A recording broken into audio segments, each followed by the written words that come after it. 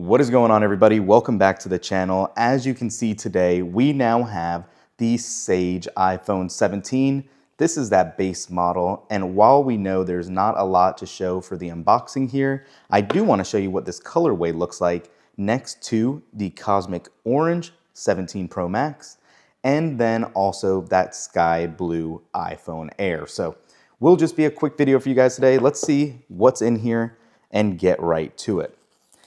If you are not familiar with this year's upgrades for the iPhone 17 series, you might want to go check out all the specs because they really raised the game this year and made this the iPhone to get, in my opinion.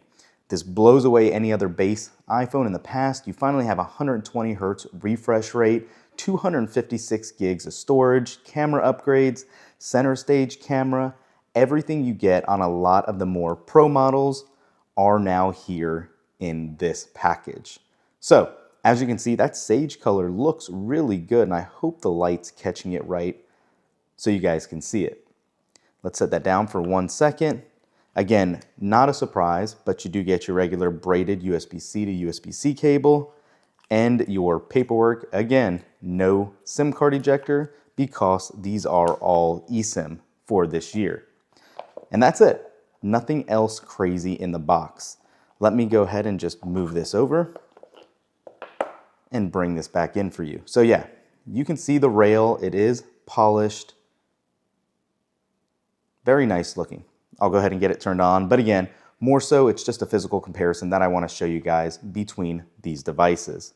So again, Cosmic Orange, 17 Pro Max, iPhone 17 in Sage, and then also you're going to have the iPhone Air in that sky blue next to the Sage colorway. So what's really crazy is, and I'm going to go ahead and line them up just like this, the iPhone base model here has not only an extra camera setup that the actual iPhone Air does not have, but you are going to get better battery life on this device than you would on a phone that is $200 more. Obviously, if battery is your main concern, the Pro Max is always going to be your best bet.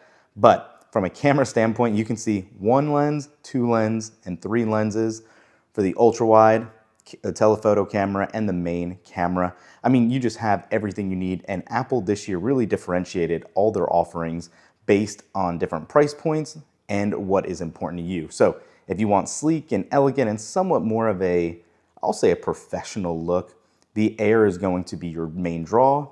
If you're not a power user, but you want great battery life, you want camera flexibility, you have the iPhone 17 this year. And then if you want the Mac Daddy, of course, if camera quality is going to be best, if you want pro features for cameras and just the best battery life around on an iPhone, you now obviously always have your iPhone 17 Pro Max. So again, not much else to it. If you do want to see a size comparison between the Air, you can see still just how much more thinner it is than the base model 17. It's always so impressive to see it just next to another device. But aside from that, like we've talked about before, the Air is not going to be for most people simply because of some of its limitations, slower charging even, and everything in regards to that.